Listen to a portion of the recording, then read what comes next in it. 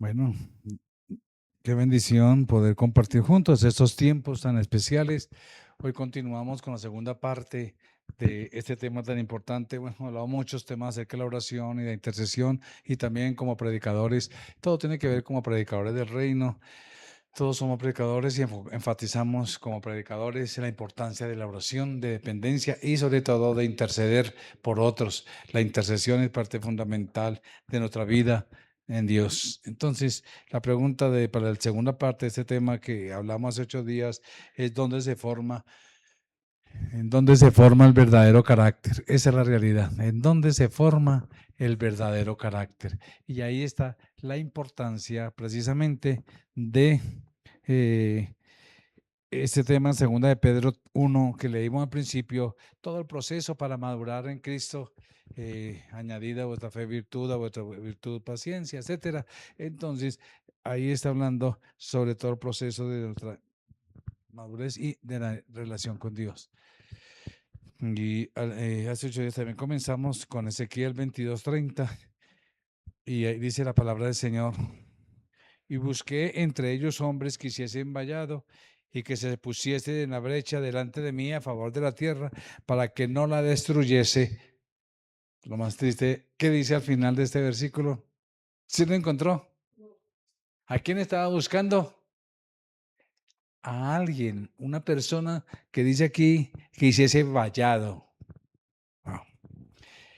Dios está buscando personas que hagan vallado. Y levantémonos, iglesia.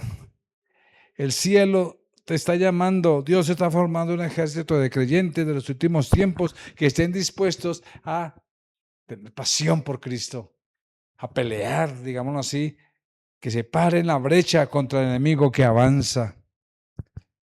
Mira, que ¿a quién está buscando el Señor? Una persona que hiciese vallado y que se pusiese en la brecha delante de mí. Ojo, la brecha. Vallado es como camino, pero que hacia la brecha. ¿Pero qué significa la brecha? Se pare en la brecha, que se ponga en la brecha. Pararse en la brecha en la Biblia es una abertura o grieta en el muro protector de una ciudad. Pero espiritualmente simboliza, espiritualmente, como era una brecha en el muro. Acuérdense que todas las ciudades antiguas tenían muros de protección y el ejército era difícil. Por eso es que el milagro que hizo Dios con Jericó, ¿se acuerda? Los israelitas le dieron 7 vueltas a Jericó. ¿Sí ves? Y bueno, lo último que dice, gloria a Dios, cayeron los muros de Jericó. Hasta que no cayeron, no podían entrar a conquistar. Y así pasa. Pero cuando la ciudad es impenetrable, entonces se empieza a ver brecha, huecos en los muros. Y hacen hueco para que el ejército enemigo pueda entrar ahí y derribar y bueno, destruir. Entonces, pero espiritualmente también simboliza una área vulnerable al pecado, huecos que a veces dejamos ahí para que el enemigo entre y nos ataque, o la ausencia de alguien que interceda para proteger a otros. En la antigüedad, pues estaba diciendo, un muro defensivo se rompía. Entonces, ¿qué pasaba? Ahora sí voy a decir qué significa pararse en la brecha. ¿Qué sucedía cuando ese muro se rompía? Un soldado valiente debía pararse, se paraba ahí literalmente en el hueco, cuerpo a cuerpo, para no dejar entrar al enemigo.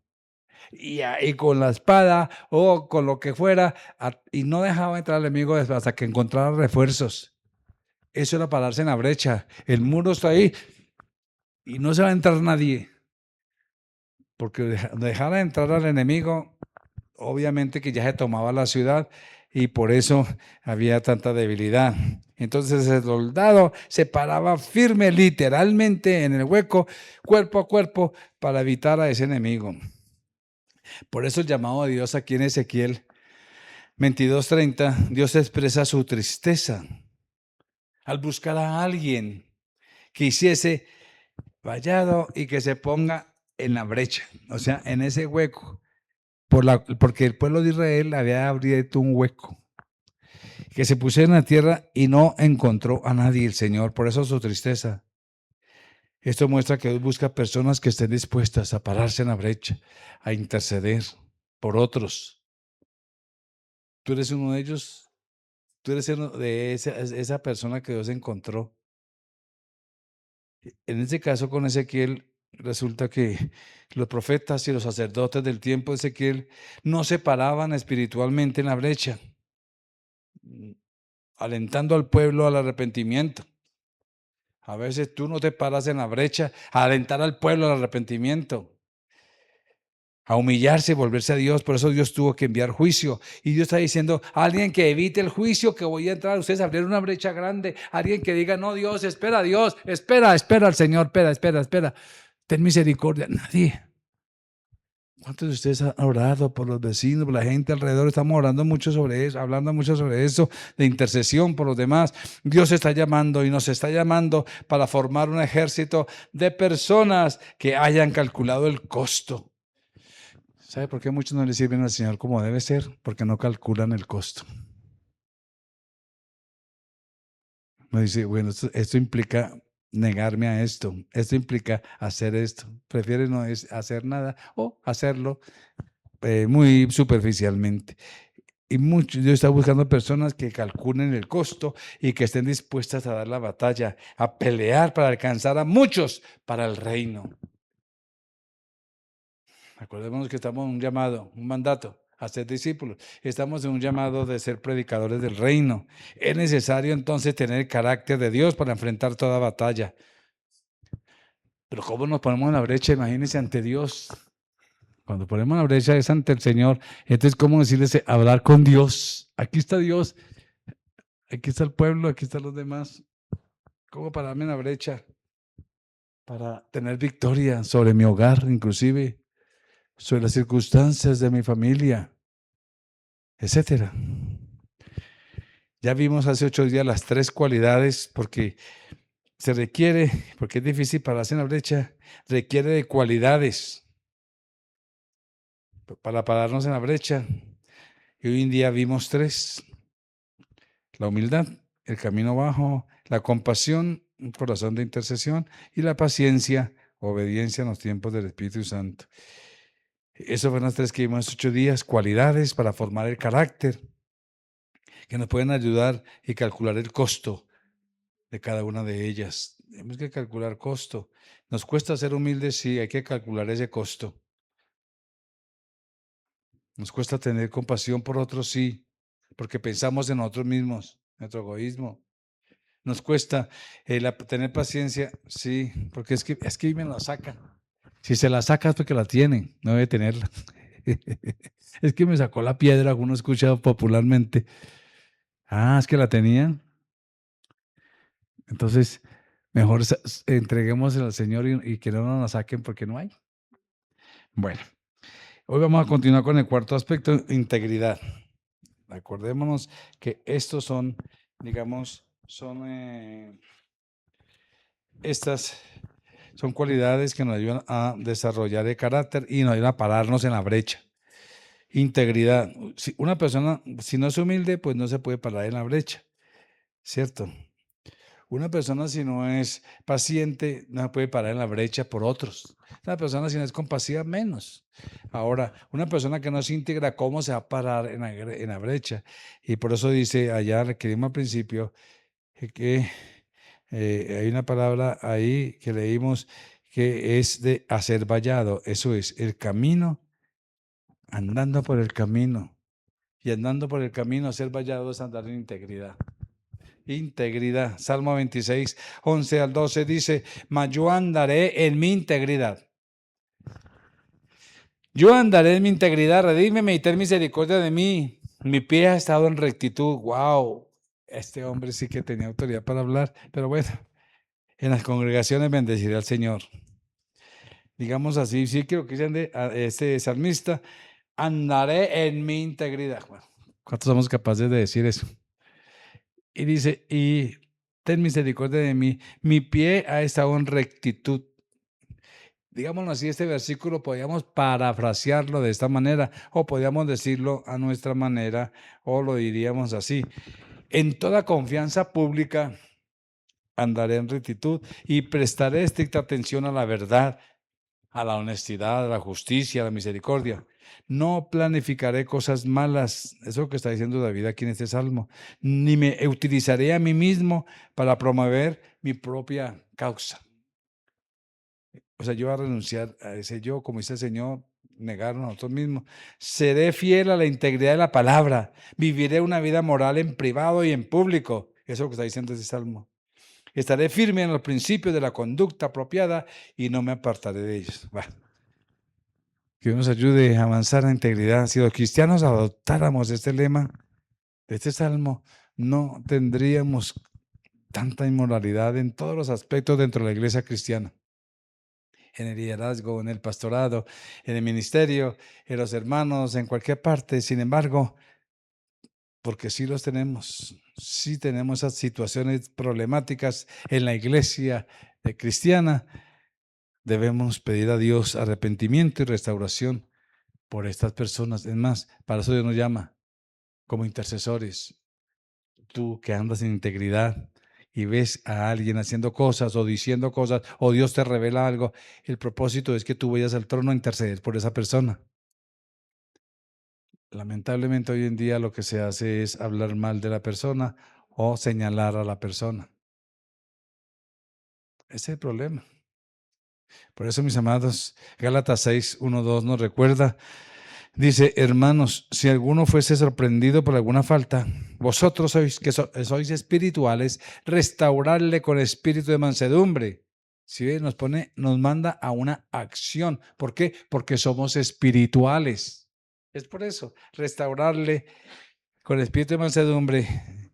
¿Por qué nos aconseja eso? No sea, ahí sí como dice, no hay sea, no hay sea, no hay sea que tú también seas tentado sobrellevar las cargas los unos a los otros y cumplir así la ley de Cristo. Mis amados, tú y yo, como hemos hablado aquí, no somos jueces, somos familia. Dios no nos puso como juez aquí en Iglesia Fiel o en la iglesia. Dios nos puso en la iglesia como una familia. Como una familia. El Señor quiere que cada uno de nosotros tengamos carácter impecable. Debemos vivir vidas santificadas, o sea, apartadas para Él. Hemos de apartarnos del mundo. Hemos de apartarnos para amar a Cristo. Amar a Cristo. El Señor pondrá a prueba nuestra integridad, mis amados. En todo contexto, no es que yo que me convertí al Señor ahora, mire, ahora todo en lucha.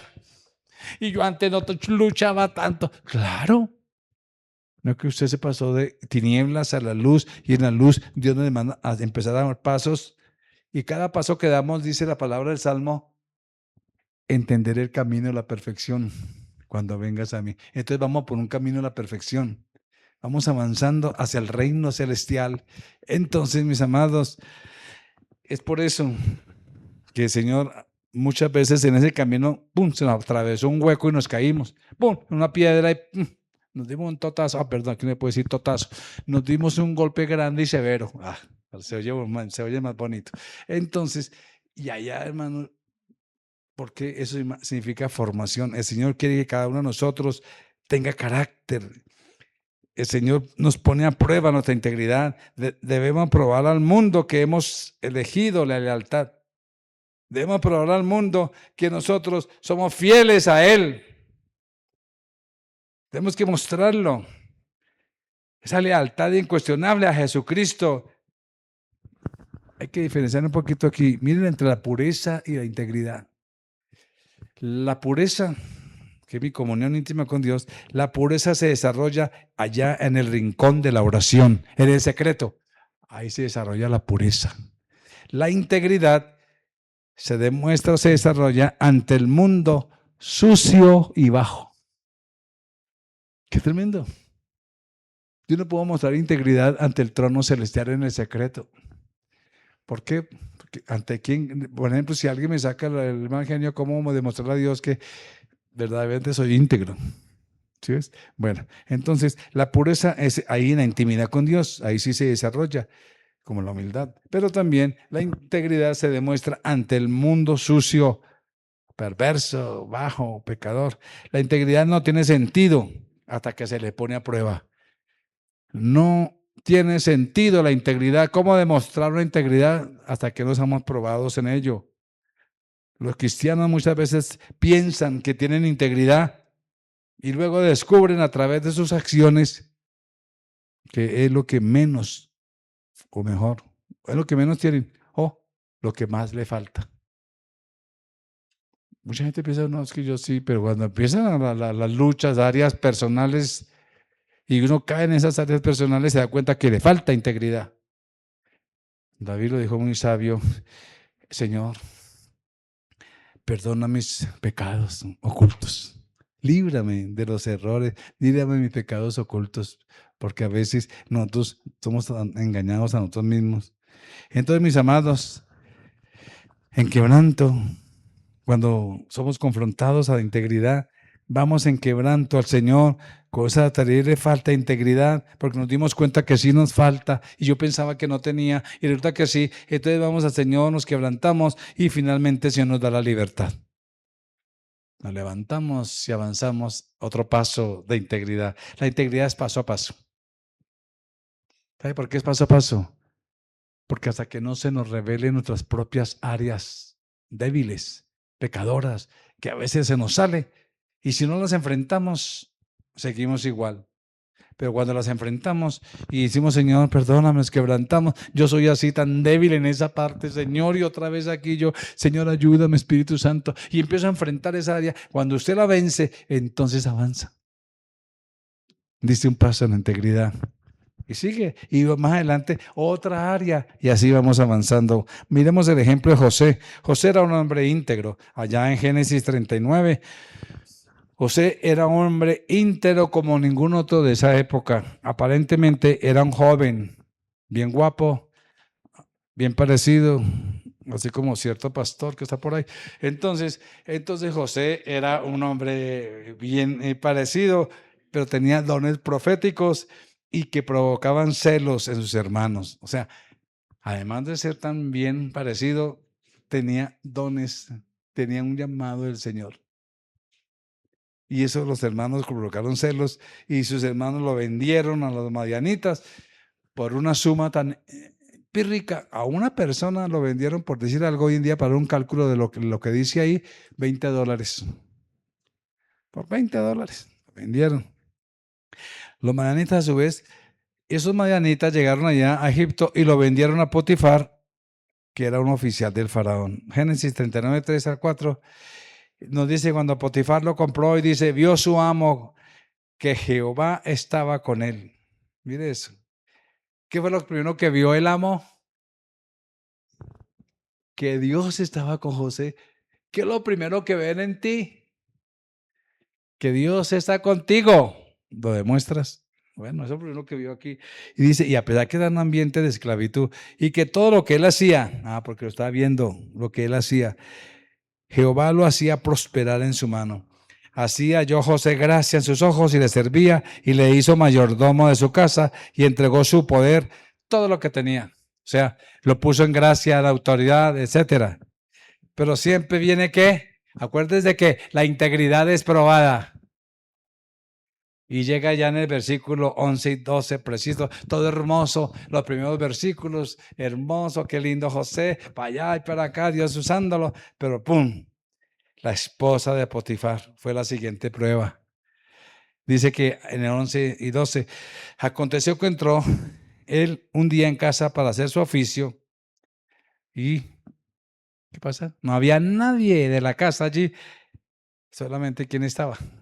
La esposa. Ella lo asió por su ropa, lo cogió, lo agarró, asió, es agarrar y es jalarlo, y diciendo, duerme conmigo. Quería sexo. Entonces él dejó su ropa en las manos de ella, se quitó la de bueno, también guárdame esa ropa y venga. ¿Qué hizo él? Y él huyó y salió. Por la palabra dice, huid de la fornicación. ¿Se acuerda que dice la palabra? Entonces, fue la segunda vez, aquí pasó, dice que él cogió su ropa. En otra versión dice más adelante que fue su bata la que cogió. La segunda vez que el abrigo de José le causó problemas. La primera vez, ¿se acuerda cuando el papá le compró a José un abrigo muy hermoso, muy lindo, de muchos colores, que él había regalado, el papá le ha regalado? ¿Y qué pasó con los hermanos? le dio rabia, le dio celos. Los hermanos habían usado ese abrigo.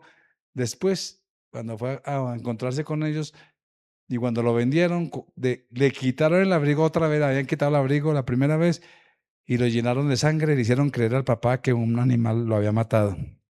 Cubrieron su pecado con eso. Aquí la esposa de Potifar usó el abrigo de José también para acusarlo injustamente. La esposa del amo castigó a José, intentando desacreditarlo por haber rechazado sus insinuaciones. ¿Cuántas veces hay gente que nosotros somos monedas de oro para todo el mundo? Hay gente que nos desacredita. Esta esposa mintió a su esposo y José, por consecuencia, fue llevado a la prisión injustamente. Mis amados, hay momentos en que no debemos pelear, sino esperar, ver la redención de nuestro Dios, el Señor, hasta que la injusticia atraída traiga madurez a nuestra vida. Hasta que algo en mi corazón se ha formado debido a esta injusticia. Es lo que he aprendido en estos tiempos. Mis amados, muchas veces nos quieren desacreditar, arruinar nuestro testimonio. Pero cuando usted aprende a esperar en Dios y aprende a saber que es a Dios a quien sirve, no al ser humano, llega el tiempo de tu madurez, de tu crecimiento. Y esto fue lo que sucedió con José. Más adelante, Dios lo puso como administrador, ya no de una casita, de una finquita ahí de Potifar. Lo puso como administrador de una nación entera. Dios le saltó más allá, porque aprendió a sostenerse en Dios en medio de las tribulaciones y de las tentaciones. Había pagado el precio y entendía el costo. Los abrigos que le causaron injusticia ahora son reemplazados por una vestidura de honor, de autoridad, unas vestiduras reales de la realeza. Mis amados, así como José, cuando pases por pruebas, dificultades y estás enfrentando y tu integridad inclusive, es porque tú vas a recibir las vestiduras a través de las pruebas y tribulaciones. Dios te está coronando de cosas mayores. Entonces, mis amados, la integridad es parte fundamental de la persona que ha nacido de nuevo. Allá lo dice el Salmo 15. El Salmo 15 dice el Señor, ¿quién habitará en el tabernáculo? ¿Quién morará en tu monte santo? El que anda en integridad. El que anda en integridad y hace justicia. Mire que integridad no estamos hablando de perfección. Integridad no es perfección. Integridad es confrontarnos y enfrentar nuestras áreas ante el Señor y vencerlas. Eso es integridad. Andar cada día mejor. Todos nosotros somos imperfectos. Tenemos todavía que luchar con esta naturaleza, pero seguimos avanzando. El que anda en integridad y hace justicia y habla verdad en su corazón. Eso es integridad. Que no es hipócrita. El que no es mentiroso. El que no dice una persona ay, tan lindo y por detrás, uy, no, ese que no tiene reproche en su corazón. Aquel cuyos ojos el vil es menospreciado, pero honra a los que temen al Señor. Quien su dinero no ayuda, dice al final, ni contra inocente, dice, el que hace estas cosas no resbalará jamás. Por eso nos mantenemos firmes. El otro aspecto estamos hablando de mantenernos en la brecha y cómo mantener la brecha, además de la integridad, el otro es el servicio. Puede ser quinto, como si lo tengan numerado, servicio. ¿Y sabe cuál es el éxito en Dios, en el mundo? Para tener éxito hay que superar a otros y pasar por encima de otros. En Cristo, en la iglesia del Señor Jesucristo, en el reino de Dios, para tener éxito, el método para tener éxito es servir. Ese servicio, el fundamento bíblico de lo que ganamos vendrá a través del servicio. Filipenses 2, 7 al 8, hablando de Jesús, dice, sino que se despojó a sí mismo tomando forma de siervo, hecho semejante a los hombres, y estando en la condición de hombre, se humilló a sí mismo, haciéndose obediente hasta la muerte y muerte de cruz, tomando forma de siervo. El Rey soberano de la creación nos da un ejemplo. Nosotros, como intercesores del Señor, como hijos, debemos ser sirvientes del Señor. Esa palabra no nos gusta. Esa palabra va en contra de nuestra naturaleza. Debemos ser sirvientes del Señor. Eso es lo que somos. Ay, mira, porque es que ese contexto de sirvienta, sirviente, está en el contexto social, cultural, social, de una persona baja de recursos, baja en su nivel económico. Pero en Cristo, como no hay estratos, en Cristo no hay nada, niveles económicos, ni más ni menos, ni nada de eso. En Cristo somos todos lo mismo, igual. Entonces, ¿a quién nos refiere a eso? Ser siervo del Señor o sirviente. Va en contravía de nuestra naturaleza. ¿Sabe por qué? Porque nos gusta que nos sirvan. Jesús enseñó que para ganar debemos perder. Qué ilógico para el mundo. Qué ilógico para la mente natural y racional y la mente humana. Para Jesús, en cuanto al servicio, en cuanto al éxito, enseñó que para ganar debemos perder. Para vivir debemos morir.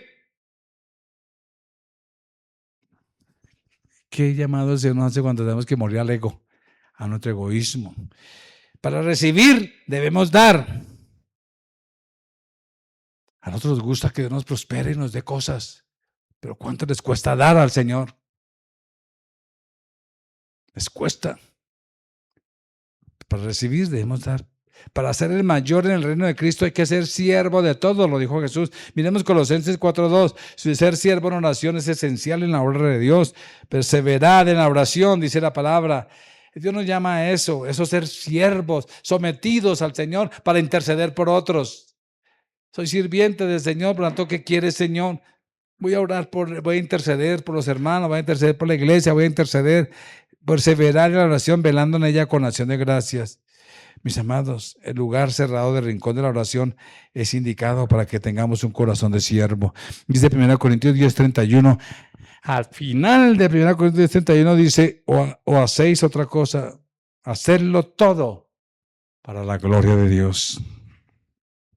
Me llama la atención yo me gozo viendo esa ilustración, esa historia del rey, allá de este rey Roboán, allá en Primera de Reyes 12:7-8. Resulta que este rey Salomón murió, el hijo de David, estableció un reinado también poderoso, aunque al final falló a Dios. Bueno, cuando fue elegido su hijo, el pueblo lo llamó y le dijo, le queremos servir, pero no nos quítanos tanta opresión que nos puso Salomón y te serviremos. Estamos terribles. Bueno, entonces no quiso seguir el consejo de los ancianos, entonces pidió consejo a los ancianos, venga ancianos, ¿qué me aconsejan? ¿Qué le responde a esos ancianos ahí? Dice en 6, el rey pidió consejo a los ancianos que han estado delante de Salomón, su padre, cuando vivía, y dijo, ¿cómo aconsejáis vosotros que responda a este pueblo? Que me dice que le quite y me sirvan. Los ancianos le dijeron, mire, si fueres hoy, ¿qué dice ahí? Si fueres hoy, ¿qué? Si fueres hoy, ¿qué? Digámoslo todos, si fueres hoy, ¿qué? Siervo. Si fueres hoy siervo de este pueblo, lo sirvieres, y les habla un rey. Y respondiéndole buenas palabras, les hablaréis, ellos te servirán para siempre. Wow. ¿Qué hizo este hombre en versículo 8? Qué triste. Pero él dejó el consejo que los ancianos le habían dado y pidió consejo a los jóvenes que habían criado con él y estaban delante de él. Y los jóvenes le dijeron, no, aumentale más la opresión, no se la deje montar. Usted es el rey, pilas. Y entonces ahí comenzó lo que ustedes ven en la Biblia, la división del reino. Judá e Israel. Ya no era un solo pueblo. Solo por un mal consejo de no servir. De no servir. Aleluya. Sexto, pureza. La pureza. La pureza. La pureza. La pureza aquí en este caso es sin mancha del mundo. Ya dijimos la diferencia. La pureza se da en el secreto con Dios, la pureza. La integridad es hacia afuera, la pureza ya es adentro. Y solamente se refleja en Dios. No va a decir, es que yo soy puro, pura carreta. Perdón. Si ves, se da en el trono, aleluya. Debemos elegir a quién servir en nuestro corazón a este mundo o al reino de Dios. ¿A quién vamos a servir en nuestro corazón? Aclaro, no me estoy refiriendo a nuestros compromisos laborales. ¿Sí me hago entender? Porque sí, cuando tenemos un compromiso laboral, porque necesitamos la papita y la comidita y todo eso, pues, pero me refiero en ese tipo de servicio. Es más, en tu ambiente laboral, tú estás sirviendo a Dios. ¿Sí ve que va más allá? Entonces debemos decir en nuestro corazón a quién servimos. Cuando tú sirves al mundo, entonces te dejas influenciar del mundo y las cosas del mundo te afectan o no te afectan. Pero si sirves a Dios, tú sabes que aunque el jefe sea esto o aunque tu trabajo diga esto, tú estás sirviendo a Dios y lo haces con gozo. Porque sirves al reino de Dios. Romanos 6:11 dice, así también vosotros considerados muertos al pecado, pero vivos para Dios en Cristo Jesús, Señor nuestro. Eso es lo que a veces nos jala. ¿A quién está sirviendo? Al pecado. Si elegimos a Dios, entonces tenemos la responsabilidad de ser, como dice 1 Timoteo 4:2. 1 Timoteo 4:2 dice, y debemos ser ejemplo de los creyentes en conducta, en amor, en espíritu, fe y, ¿qué dice al final? ¿Ejemplos en qué? Pureza. Eso es como una ilustración aquí. Un hombre estaba limpiando los vidrios allá en un negocio, en su vitrina, estaba limpiando los vidrios y lo hizo muy bien, eso le puso de todo, ¿cómo se llama? De esos de desinfectantes de D1. Y los que dicen que son los mejores y que todo lo de aseo, entonces compró lo mejor de allá y empezó allá a limpiar y todo bien. Pero él veía que estaba siempre y otra vez empezó a limpiar y a limpiar. Ay, pero otra vez tanto que limpio y hasta que alguien pasó y le dijo, venga, es que el mugre está por dentro. El mugre está por dentro. Esta mancha que está ahí es de adentro. Y así pasa con nuestra vida, con nuestro carácter. Sucede lo mismo. Hay manchas que solamente se quitan desde adentro. Por eso se llama pureza cuando estamos frente al Señor. ¿Qué es un corazón puro? Es la pregunta. ¿Por qué es importante? ¿Cómo puedo hacer para tener un corazón puro? ¿Acaso nos dice el Salmo 24, 3 y 4? Nos dice, ¿quién subirá al monte del Señor? ¿A quién estará o quién estará en su lugar santo? ¿Quién? El limpio de manos y puro de corazón. Sí que es entre la presencia de Dios. El que no ha elevado su alma a cosas vanas ni jurado con engaño. Dicho de esa manera, mis hermanos, el corazón puro no tiene conflicto de intereses. La pureza es el resultado de la exposición continua a la presencia de Dios. O sea, es algo natural. No es pretender yo ser perfecto o pretender ser así y no puedo hacer esto, no puedo hacer aquello y tengo que andar por este lado porque yo soy puro. No es obligación, es una relación. ¿Me hago entender? Por eso yo no puedo decirle a usted, cambien esto, quítese eso. No, es tú con Dios en el trono y Dios te va a hablar y te va a decir, quita eso, no me gusta cómo hablas, no me gusta cómo reaccionas, no me gusta que cuando estás solo, ay, usted mirando a todas las mujeres que pasan al lado suyo y que piensa que no lo estoy viendo, ¿no? Y uno en el trono, ay, Señor. Entonces, ¿sí me hago entender? Mis amados, a cada uno Dios nos habla, por eso no es obligación. Por eso no es señalamiento, por eso no juzgar, porque cada uno delante del Señor conoce y Dios le habla. Hay gente, y hay jóvenes que sí, se pasan viendo chicos y cristianos, estoy hablando, y nunca van al trono, pues nunca van a cambiar, nunca van a ser puros. Pero cuando el Espíritu Santo habla a mi corazón, entonces es cuando yo tengo que actuar. Porque el arroyo es más puro en su fuente de origen, mis amados. Y solo en la presencia de Dios, cuando exponemos nuestra vida, es cuando verdaderamente se va a mostrar algo diferente en mí. Por eso estoy diciendo, es algo natural. Es algo natural y de la presencia de Dios tiene que resultar algo, así como la humildad, es en la presencia de Dios.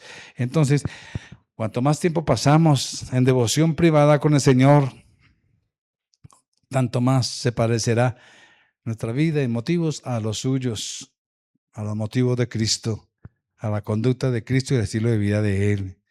Aleluya. Por eso, mis amados, la pureza florece en el atrio interior cuando estamos en comunión con Jesús. Cuando estamos en comunión con Jesús. Aleluya. Ahí florece nuestra pureza. Ahí florece nuestra pureza, mis amados. Allí desarrollamos lo que Dios quiere que desarrollemos. Allí confesamos nuestros pecados. Allí nos dejamos conocer por Dios. Señor, yo soy así, así y así y así. Esa es la importancia. Cuando miramos a Jesús, cuando nuestro carácter se conforma a la imagen de Cristo, etcétera. Por eso es que Mateo 6:22 dice, la lámpara del cuerpo es el ojo. Así que si tu ojo es bueno, todo tu cuerpo estará lleno de luz. El llamado para hacer en este propósito es de un corazón puro, es acercarnos al Señor. Acerquémonos al Señor para estar con Él y no para obtener cosas de Él. Ese es el mayor amor que podemos expresar. Acercarnos a Él para estar con Él, y no para obtener cosas de Él, que es que el problema del ser humano es que constantemente está acercándose al Señor para buscar cosas de Él. ¿Quién entrará a su lugar santo? Mire lo que dice 1 Tesalonicenses 4:7. Porque el que entra al lugar santo debe negarse a elevar su alma a la idolatría materialista, a las falsas ideas acerca de Dios. O sea, no puede motivarnos un deseo carnal. Mire lo que dice ahí. Pues no nos ha llamado Dios a inmundicia, sino a santificación. Entonces, mis amados, la pureza que Dios quiere de nosotros no es imposible. No es imposible.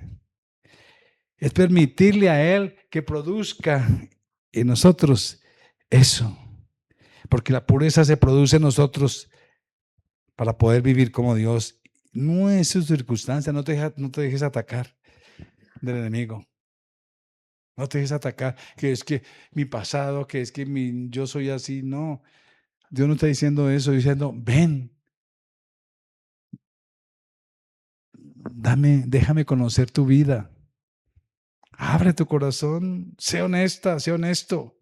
Ahí comienza la verdadera relación con Dios. Por eso la intimidad es tan importante. La pureza, y termino diciendo la intimidad. La intimidad es conocer a alguien, a aquel que mejor nos conoce. La intimidad, que tiene que ver con la pureza, pero la intimidad es otro contexto. Y termino aquí. Cuanto más tiempo pasamos a los pies del Señor, más íntimamente lo conocemos. El problema es que pensamos que la vida cristiana es así nomás. Llegamos a un nivel de leer la Biblia, orar un rato, salir a hacer lo nuestro y mirar lo nuestro y un poquitico por la noche orar y volver otro día y lo mío, y hago lo mío, lo mío. Salimos de aquí y no seguimos con la realidad con Cristo, sino salimos en una realidad hacia lo mío. No, lo suyo es de Dios. Es que esa es la realidad. Porque eso tiene que ver con la intimidad. ¿Acaso en Cantares 2:4 dice, me llevó a la casa del banquete, su bandera sobre ese amor? Voy a leer una serie de versículos acerca de la intimidad. Porque la intimidad es una relación personal y privada que se caracteriza por la más profunda confianza en Él. Eso es la intimidad. Una relación personal y privada. Eso es como la pareja de un matrimonio, los cónyuges. Algo privado, algo de los dos. Él la conoce plenamente y ella lo conoce plenamente. Ahora con Cristo, si no estamos en intimidad, mis amados, ¿cómo vamos a amarlo? El Salmo 25:14 nos dice, la comunión íntima del Señor es con los que le temen y a ellos hará conocer su pacto. Es la comunión con Dios. Es solamente a ellos da a conocerse. Y Proverbios 3:32 dice, porque el Señor abomina al perverso, mas su comunión íntima es con los justos. Aleluya. Qué privilegio. La intimidad no se logra por el sentido de la obligación. Es una relación de amor entre tú y el amante celestial. Mis amados, es una relación entre tú y Dios. ¿Eres tu amor? ¿Jesús es tu amor? ¿O es un ser humano? No, es que mi amor es mi mamá, mi amor es mi papá. No. Es que mi amor es el cónyuge. No. Es el complemento. Sí, expresan amor, claro que expresan amor. Pero hay personas que desenfocan ese amor hacia los hijos, hacia los padres, etcétera. Y por eso es que se sufre tanto. El amor verdadero nace en Cristo. El lenguaje del amor es ajeno y antinatural para quien no ama. Pero al que ama es perfectamente natural. Es natural que yo ame a mi Señor. Es natural que Él me ame a mí. Por eso la intimidad trasciende a la mente emocional. Nuestro deseo de intimidad depende de nuestro deseo del corazón. Proverbios 23:7 dice, porque cuál es su pensamiento de corazón, así es el ser humano. ¿Quieres más intimidad? Juan 14:9 es conocer a Dios. Y conocer a Dios no es saber algo de Él. Conocer, la palabra conocer en la Biblia, y sobre todo dice que conoció a Abraham, a Sara. O sea, tiene que ver con intimidad sexual. Eso es conocer. Y en el otro contexto con Cristo es experimentar su presencia real en mí.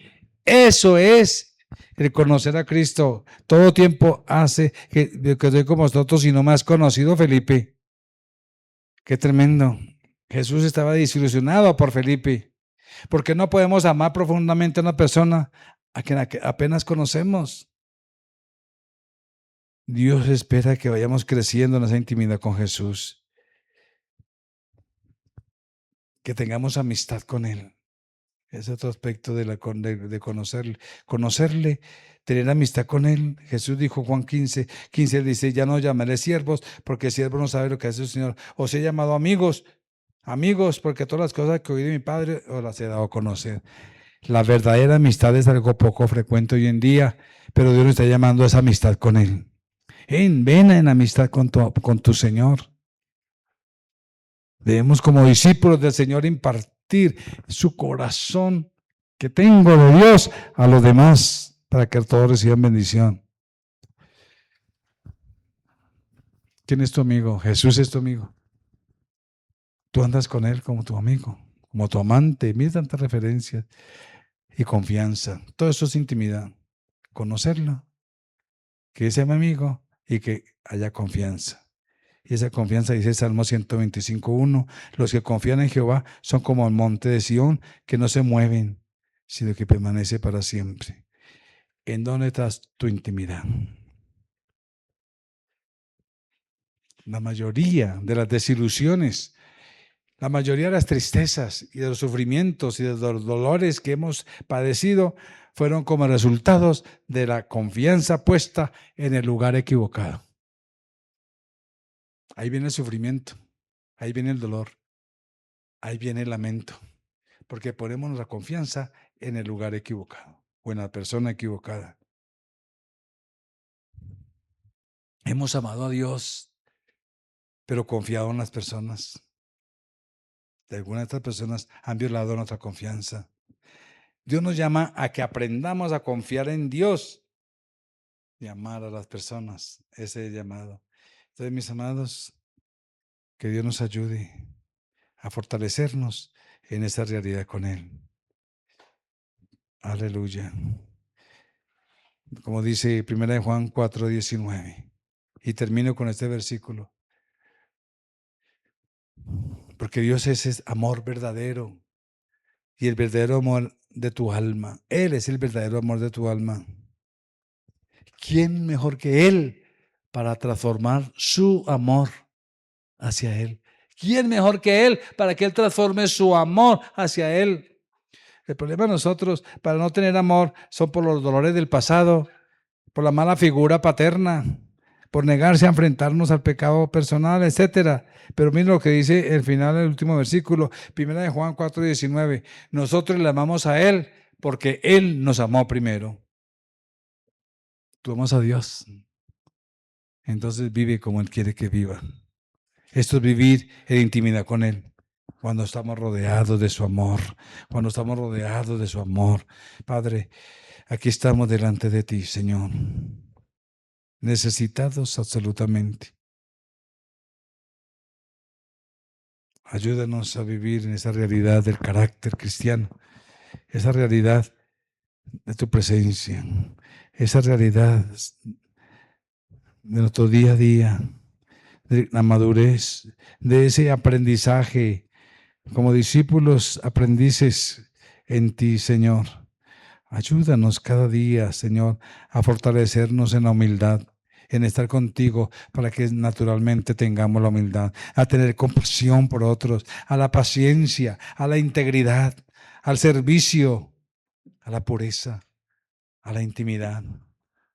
Oh Señor, eso desarrolla nuestro carácter. Te lo rogamos para tu gloria y honra en Cristo Jesús. Amén. Amén. Tengan una semana victoriosa. El Señor continúe bendiciéndoles.